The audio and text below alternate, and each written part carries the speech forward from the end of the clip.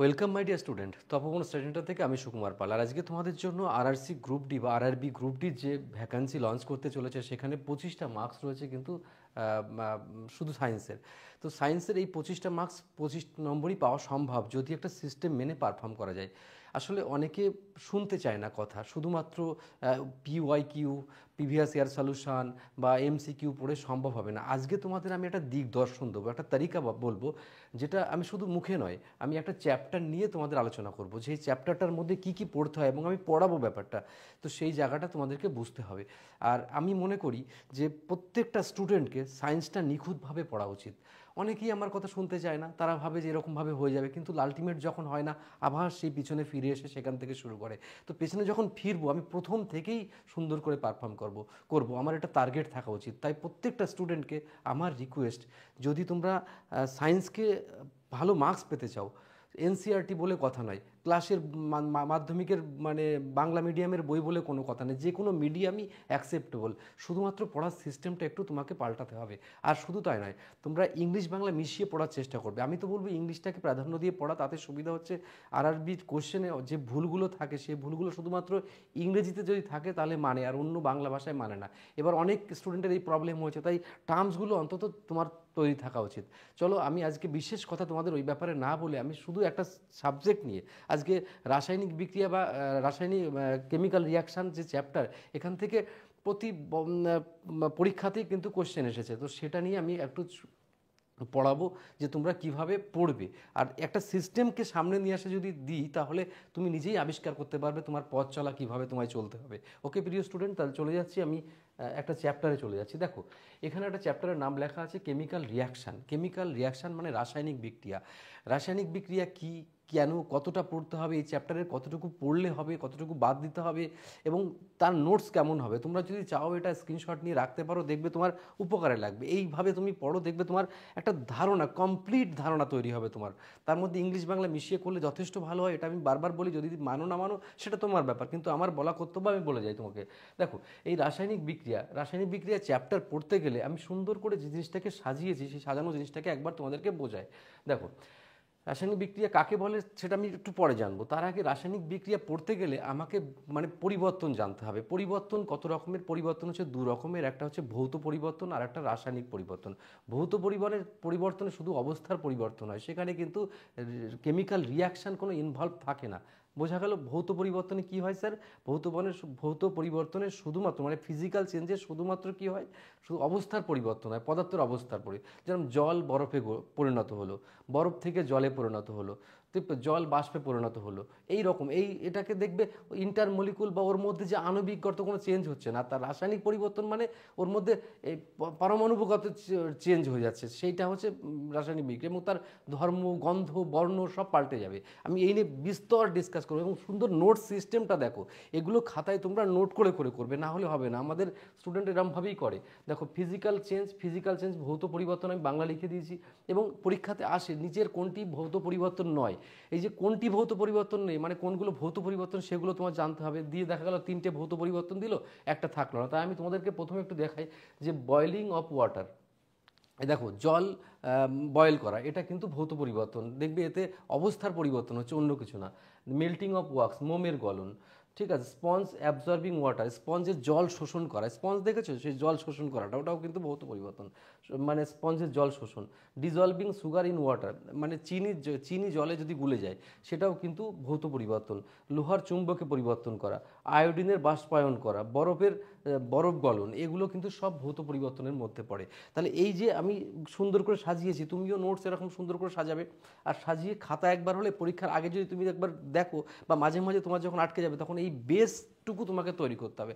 না হলে যে বাবু কিছুতেই সম্ভব নেই জগতে চাকরি পাওয়া, মানে যতই তুমি বলো, আর ব্রেন হোক যা হোক। দেখো, আর একটা কি, ফিজিক্যাল পরিবর্তন do not involve any reaction, chemical reaction, কোনো রাসায়নিক পরিবর্তন সেখানে অংশগ্রহণ করে না। তাহলে ক্লিয়ার বোঝা গেল? এই যে আমি বাংলায়ও লিখে দিচ্ছি, কোনো রকম রাসায়নিক বিক্রিয়া ঘটে না সেখানে, শুধুমাত্র অবস্থার পরিবর্তন ঘটে। একটা জিনিস খেয়াল করে দেখো, শুধুমাত্র অবস্থার পরিবর্তন ঘটে। তাহলে এটুকু। তাহলে আমি এখানে যারা দেখছো তারা সবাই বলো তো যে মানে ফিজিক্যাল চেঞ্জ একদম কমপ্লিট ক্লিয়ার হয়েছে তো? এবার ফিজিক্যাল চেঞ্জের পরেই আমি আসবো রাসায়নিক পরিবর্তন বা রাসায়নিক বিক্রিয়া বা কেমিক্যাল রিয়াকশান। এবার প্রিয় স্টুডেন্ট, কেমিক্যাল রিয়াকশান করতে গিয়ে আমি যে আইডিয়াটা তোমাদেরকে দেবো কি কি দরকার হয়। মনে করো দুটো প্রোডাক্ট দরকার, সেই প্রোডাক্ট লাগবে, তাকে বলা হয় রিয়াক্ট্যান্ট। যেটা প্রোডাক্ট মানে যেটা দুটো মানে যা মনে করো অক্সিজেন আর হাইড্রোজেন মিলে জল তৈরি হবে। তো তাহলে অক্সিজেন এবং হাইড্রোজেনকে আমরা কি বলবো, তাকে আমরা বলবো রিয়াক্ট্যান্ট।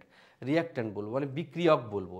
আর বিক্রিয়া হয়ে যাওয়ার পর সেটাকে উৎপন্ন পদার্থ, তাকে আমরা প্রোডাক্ট বলবো। তাহলে রাসায়নিক বিক্রিয়া কে আমি যদি স্পেসিফাই করি, তাহলে আমি একটা বিক্রিয়ক লাগে, আর যেটা তৈরি হয় সেটা কি, সেটা হচ্ছে বিক্রিয়াজাত পদার্থ, তার মানে প্রোডাক্ট। আমি ইংরেজি বাংলা দুটোতেই মনে রাখবো। যেরকম আমি এখানে একটা লিখেছি দেখো, 2H2O + O2 হয়ে গেল কি 2H2, তাহলে এটা বোঝা গেল। এবার এখানে এইটুকু আমরা বুঝলাম কি কি দরকার হয় কেমিক্যাল রিয়াকশনের জন্য। এটুকু কোনো অসুবিধা থাকলে আমায় বলো, যে রাসায়নিক ভৌত পরিবর্তন বুঝলাম এবং রাসায়নিক পরিবর্তন করতে গেলে কি কি দরকার, সেটা কিন্তু এটা পরীক্ষাতে আসতে পারে। রাসায়নিক পরিবর্তন করতে গেলে কি কি দরকার হতে পারে, তাহলে এইগুলো দরকার হতে পারে, ঠিক আছে। এবার দেখো কেমিক্যাল চেঞ্জ কি, রাসায়নিক পরিবর্তন কি, রাসায়নিক পরিবর্তন কেন হয়, কেমিক্যাল রিয়াকশানের জন্য হয়। তো কেমিক্যাল রিয়াকশান মানে সেটা হচ্ছে আণবিক গঠনগত পরিবর্তন, মানে অণুর গঠনের পরিবর্তন ঘটে যাবে।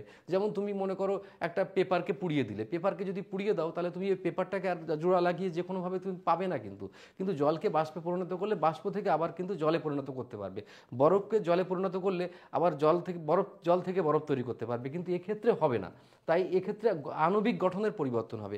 শুধু তাই নয়, এখানে যে পরিবর্তন ঘটবে তার সেগুলো আমি সুন্দর করে একটু ডিসকাস করব। তার আগে আমি একটা কথা দেখিয়ে দিচ্ছি যে কেমিক্যাল রিয়াকশানের কি কি এক্সাম্পল আছে। দেখো প্রিয় student, lasting of iron. Lasting of iron মানে লোহায় মরচে পড়া। তুমি জানো লোহায় মরচে পড়া, এই কোশ্চেনটাও কিন্তু বারবার এসেছে। মানে লোহাতে যখন মরচে পড়ে তখন দেখবে অক্সিজেনের সহযোগিতা নিয়ে লোহায় কিন্তু অক্সিডেশন হয়, অক্সিডেশন হয়ে মানে লোহায় মরচে পড়ে। আর মরচে পড়ে লোহার ওজনও বেড়ে যায়, আর ওটার লোহাকে আর স্বাভাবিক অবস্থায় নিয়ে আসতে পারবে না তুমি ওই মরচে পড়ার জায়গাটা, দেখেছো খেয়াল করে। আচ্ছা, তাছাড়া রেসপিরেশন মানে শ্বসন প্রক্রিয়া যেটা ঘটে, এটাও কিন্তু মানে সম্পূর্ণ দায়ী তোমার হচ্ছে chemical reaction. Digestion of food, এই যে খাবার আমরা বিয়ে বাড়িতে রাত দিন যদি মানে বিয়ে বাড়িতে গাদা গাদা যদি গিলি খাই অনেক কিছু, তাহলে দেখবে হজম হয়ে যাচ্ছে, পরের দিনে দেখা গেল একটুখানি বেরোচ্ছে। তো এই যে একটুখানি বেরোচ্ছে তার মানে কি বাকিটা সব হজম হচ্ছে, এটা কিসের মাধ্যমে। আবার মনে করো বড় বড় পিসের মাংস মটন যদি খাও, সেই মটনটা কিন্তু আর পরের সকালবেলা ফিরে পাচ্ছ না তুমি। ব্যাপারটা বুঝেছো, এটা কিন্তু ক্লিয়ার। এক টুকরো মটন পেটের মধ্যে দাও আর এক টুকরো মটন বাইরে রাখো, তা বাইরে রাখলে দেখবে সেরকম অবস্থায় থেকে যাচ্ছে, আর পেটের মধ্যে যেটা যাচ্ছে হজম হয়ে কোথায় সামান্য একটু পদার্থ হলুদ আকারে বেরিয়ে যাচ্ছে। তাহলে এটাও কিন্তু বোঝা যাচ্ছে এরকমভাবে, এইগুলো বুঝতে হয় এরকমভাবে। বার্নিং অফ ম্যাগনেসিয়াম রিবন মানে ম্যাগনেসিয়াম ফিতার পোড়ানো। তাছাড়া দেখো ফরমেশন অফ কার্ড, দুধকে দইয়ে পরিণত করা, ঠিক আছে, দই হওয়া। বার্নিং অফ পেপার, তারপরে দেখো কাগজ পোড়ানো, এগুলো সব কিসের মধ্যে আসে, এগুলো সব আসে স্যার মানে এই কেমিক্যাল চেঞ্জ আর হচ্ছে রাসায়নিক বিক্রিয়ার মধ্যে। এবার আমি আরেকটুখানি এখানে একটু দেখিয়ে দিচ্ছি একটা জিনিস, একটু বুঝিয়ে দিচ্ছি ব্যাপারটা। আমি তার আগে আর একটু আসবো বিভিন্ন অবস্থার নাম। এই যে পদার্থের বিভিন্ন অবস্থা থাকে না, অবস্থা কখনো জলীয় অবস্থা, কখনো গ্যাসীয় অবস্থা, কখনো বিভিন্ন রকম অবস্থা, সলিড অবস্থা। সেই তার দেখো সলিড অবস্থা যখন হবে তখন আমরা এস দিয়ে ডিনোট করি, ছোটো হাতের এস। আর দেখো কঠিন অবস্থা মানে আর লিকুইড অবস্থা যদি থাকে তাহলে স্মল এল দিয়ে ডিনোট করি। দেখো গ্যাসিয়াস অবস্থা যদি থাকে তাহলে আমরা জি দিয়ে ডিনোট করি। অ্যাকুয়াস স্টেট যদি থাকে তাহলে আমরা অ্যাকুয়াস মানে কি জলীয় দ্রবণ, মানে দ্রবীভূত অবস্থা, দ্রবণ যদি থাকে তখন আমরা কি এ কিউ দিয়ে ডিনোট করি। যদি বলে এটা কেন কাজে লাগে, তার কারণ লাগে আমি একটা এক্সাম্পল এখানে দিয়েছি, দেখো তোমরা খেয়াল করে। সি মানে কার্বন হচ্ছে সলিড প্লাস ও টু, এবার ও টু হচ্ছে গ্যাস, এই দুটো মিলে কার্বন ডাইঅক্সাইড কিসে পরিণত হচ্ছে, গ্যাসে পরিণত হচ্ছে। তাহলে এই যে মানে এগুলো আমি লিখে দিয়েছি, এগুলো লেখার দরকার করে না, আমি জাস্ট বোঝানোর জন্য, এগুলো পরীক্ষাতে আসে কাকে কি ডিনোট করে আর কি, ঠিক আছে। তাহলে এইটুকু বুঝতে আমার কোনো অসুবিধা নেই, এটুকু দেখে নাও, এটা কোনো অসুবিধা নেই। এবার আমি আসবো যে জায়গাটা, একটা ইম্পর্ট্যান্ট জায়গায় চলে আসবো, সেটা হচ্ছে দেখো মানে এই কেমিক্যাল রিয়াকশান হলে কি ঘটবে, আলটিমেটলি কি ঘটবে। সুন্দর সিস্টেমটাকে দেখো, লেখার সিস্টেম কি কি ঘটবে, যেটা ঘটবে দেখে নাও। চেঞ্জ ইন স্টেট, অবস্থার পরিবর্তন ঘটবে। কেন অবস্থার পরিবর্তন তো ঘটবে, ওই যে আমি একটা দেখাচ্ছিলাম যখন, যে মানে সলিড মানে কার্বন আর হচ্ছে যদি ও2 যদি একসঙ্গে জুড়ে যায় তাহলে কার্বন ডাইঅক্সাইড হয়ে যাচ্ছে, তাহলে কার্বন সলিড আর ওই ও2 হচ্ছে মিশে গিয়ে কি হয়ে যাচ্ছে, ওরা চলে যাচ্ছে কিন্তু কার্বন ডাইঅক্সাইড হয়ে যাচ্ছে। তো এরকম একটা জল যেরকম দুটো হাওয়া মানে H2 মানে হাইড্রোজেন প্লাস অক্সিজেন, দুটো তো গ্যাস দুটো মিশে গিয়ে কি পরিবর্তন হচ্ছে, জলে পরিবর্তন হয়ে যাচ্ছে। তাহলে ব্যাপারটা বোঝা গেল, ক্লিয়ারিটি চলে এসছে। এটা স্টেটের পরিবর্তন, অবস্থার পরিবর্তন হবে। চেঞ্জ ইন কালার, কালারেরও পরিবর্তন হবে। গ্যাসের যে কালার নিরাকার টাইপের ছিল, আর জল গেলে জল দেখলে একটা বোঝা যাবে জল এরকম আর কি, ঠিক আছে, বা অন্য যে কোনো কালারে পরিবর্তন হতে পারে, ঠিক আছে। চেঞ্জ ইন টেম্পারেচার, তাপমাত্রার পরিবর্তন, চুন জলের বিক্রিয়া যদি করা হয় তাহলে দেখবে তাপ ইভলভ হবে, তাপ উৎপন্ন হবে সেই রকম। আর ইভলিউশন গ্যাস দেখো, তারপরে থিতিয়ে পড়াও, কোনো কোনো বিক্রিয়া করলে দেখবে থিতিয়ে পড়ে, সেরকম টাইপের। তাহলে এই সিস্টেমটাকে আমরা একবার বুঝে নিতে পারলাম টোটাল। এই যে এটাকে আমরা কিভাবে পড়বো, তাহলে প্রথমে আমরা কি পড়লাম হচ্ছে কেমিক্যাল রিয়াকশান কি, ফিজিক্যাল রিয়াকশান, ফিজিক্যাল চেঞ্জ কি, কেমিক্যাল চেঞ্জ কি, তারপরে কেমিক্যাল চেঞ্জ, ফিজিক্যাল চেঞ্জের এক্সাম্পল, কেমিক্যাল চেঞ্জের এক্সাম্পল, কেমিক্যাল রিয়াকশান করতে গেলে কি কি দরকার হয় তার এক্সাম্পল, কেমিক্যাল চেঞ্জ মানে কেন হয় তার সেটা আণবিক গঠন হয়, পরিবর্তন হয়, তারপরে কেমিক্যাল চেঞ্জের যে এক্সাম্পলগুলো সেগুলো সুন্দর করে লেখালাম। এই একটা সাজানো গোছানো ব্যাপার। এইবার এই চ্যাপ্টারের সেকেন্ড পোর্শনে চলে আসবো আমরা। সেকেন্ড পোর্শনে যখন যদি আসবো তাহলে আমরা দেখে নিই কী কী আসবো। দেখো, types of chemical reaction, second পোর্শনে চলে এলাম। এখান থেকে অরিজিনালি চ্যাপ্টার শুরু হয়, এখান থেকে অ্যাকচুয়ালি। টাইপ, বিভিন্ন প্রকারের রাসায়নিক বিক্রিয়া। রাসায়নিক বিক্রিয়া এক প্রকারের না, মোটামুটি 5 প্রকারকে আইডেন্টি করা হয়। তাছাড়া কিছু কিছু বাংলা বইতে দেখবে অনেক প্রকারের আছে, তা ওটাকে তুমি ধরার মধ্যে নেবে না। মোটামুটি 5 প্রকারের মধ্যে আমি তোমায় বলে দিচ্ছি। কম্বিনেশন রিয়াকশান, যেটা প্রত্যক্ষ সংযোগ বিক্রিয়া, আমি বুঝিয়ে দেবো। তারপরে 2 নম্বর আছে ডিকম্পোজিশন রিয়াকশান, ঠিক আছে। তারপর আছে দেখো ডিসপ্লেসমেন্ট রিয়াকশান, এর বাংলা না পড়লেও চলবে, ঠিক আছে। ডিসপ্লেসমেন্ট রিয়াকশান, আর একটা ডবল ডিসপ্লেসমেন্ট রিয়াকশান, আর একটা দেখো অক্সিডেশন অ্যান্ড রিডাকশান, তাহলে জারণ বিজারণ, এটা জারণ বিজারণ প্রক্রিয়া। তাহলে এই 5টা বিক্রিয়ার নামটা প্রথমে মুখস্থ করতে হবে। তোমার নিশ্চয়ই মুখস্থ হয়েছে। একটা কম্বিনেশন রিয়াকশান দেখো রয়েছে বাদিকে, তারপরে ডিকম্পোজিশন তার উল্টোটা এখানে, তারপরে ডিসপ্লেসমেন্ট, তারপর ডাবল ডিসপ্লেসমেন্ট, তারপরে অক্সিডেশন, আর হচ্ছে কি রিডাকশান, জারণ বিজারণ। তাহলে এই 5 প্রকারের বিক্রিয়াকে আবার তুমি সাজাতে হবে। তার মধ্যে একটা আমি দেখিয়ে দিচ্ছি কেমন করে করতে হবে। নোটগুলো এমনভাবে না করলে হবে না, এগুলো হচ্ছে বেসিক ফান্ডামেন্টাল এগুলো। আর এইসব চ্যাপ্টার থেকে পরীক্ষাতে আসবেই, মানে যে কোনোভাবে। তা আমি একটু দেখাচ্ছি। তারপরে দেখো, এইটাকে যদি আমি দেখাই তোমাদেরকে, তাহলে একটু খেয়াল করে দেখো। মানে কম্বিনেশন রিয়াকশন, কম্বিনেশন মানে কি স্যার? কম্বাইন করা। কম্বাইন মানে কি? দুটো মিশে যাওয়া। মনে করো এ আর বি, মনে করো মানে হাইড্রোজেন আর অক্সিজেন, এ হাইড্রোজেন, অক্সিজেন বি, দুটো মিলে কি তৈরি হলো? কি তৈরি হলো বলো?